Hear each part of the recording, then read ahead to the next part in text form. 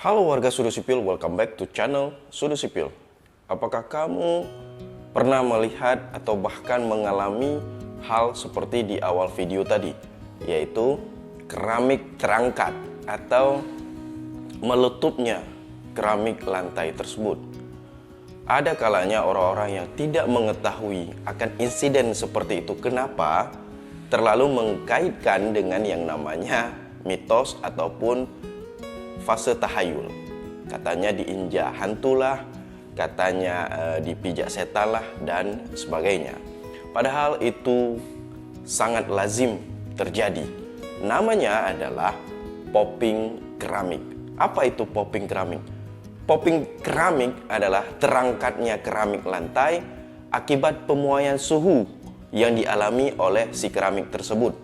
Baik itu adanya juga kopong di bawah keramik atau di bawah permukaannya, sehingga gas yang terkandung di bawahnya mendorong keramik untuk naik ke atas hingga keramik itu pecah atau meletup. Oke teman-teman, sekilas sudah memahami kenapa hal seperti itu bisa terjadi. Dan itu sangat lumrah terjadi, apalagi khususnya pada keramik outdoor yang bersentuhan langsung dengan cuaca, seperti keramik di lantai balkon, keramik di garasi, dan sebagainya yang bersentuhan langsung dengan matahari dan juga cuaca hujan dan sebagainya. Oke teman-teman, jadi problem ini kan sudah lazim, problem ini kan sudah lumrah terjadi. Apakah ada hal atau kiat-kiat atau metode yang benar agar kejadian popping keramik itu tidak terjadi? Ada warga Sudut Sipil semuanya. Pemasangan atau pekerjaan yang namanya konstruksi itu harus benar-benar dilakukan dengan metode yang benar agar didapat hasil juga yang benar. Jadi tidak semata-mata asal kerja atau kerjanya asal jadi, sehingga hasilnya juga asal-asalan. Nah teman-teman, bisa dilihat video ini proses pemasangan keramik atau granit lantai yang memang notabene-nya secara metode ini salah. Perhatikan.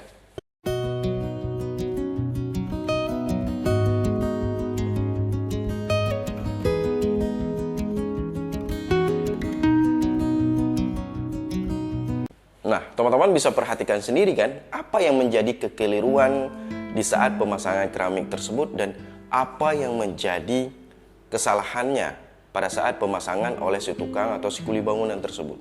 Bisa kita lihat, saya zoom.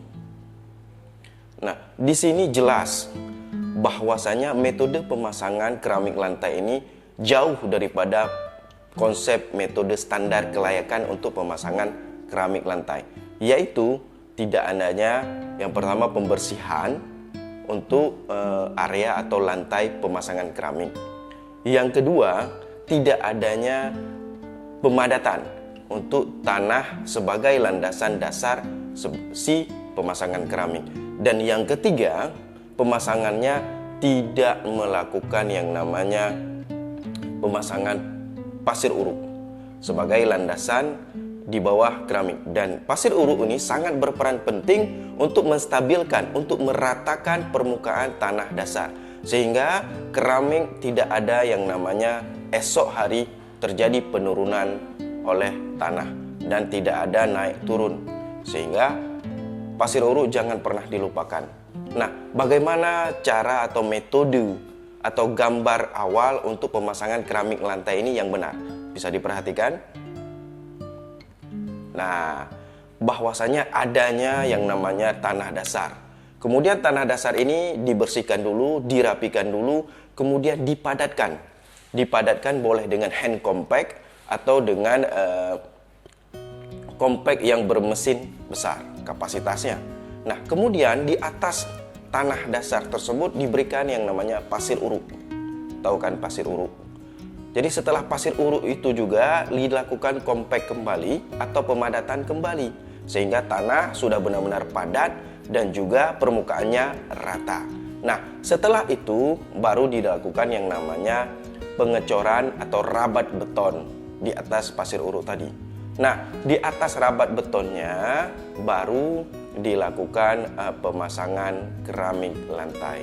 Ya, Apabila tidak ada dilakukan seperti itu, pemadatan, pasir uruk, pemberian pasir uruk, maka yang namanya tanah akan mengalami penurunan. Walaupun penurunannya sangat kecil, tetapi akan terjadi yang namanya ketidakstabilan atau tidak ratanya lagi permukaan keramik esok hari. Ada satu titik yang turun atau misalnya keramiknya sudah cekung. Oke? Nah, hal yang paling penting setelah dilakukan metode tadi terhadap bahannya, tentu kita harus memilih yang pertama keramik dengan kualitas yang benar-benar bagus. Kualitas yang benar-benar bagus ini akan membuat keramik tahan lama dan tahan terhadap pemuaian suhu. Jadi jangan beli keramik yang asal-asalan, kadang-kala murah tapi kualitasnya murahan. Ya. Jadi mungkin 2 tahun pakai sudah potensi popping.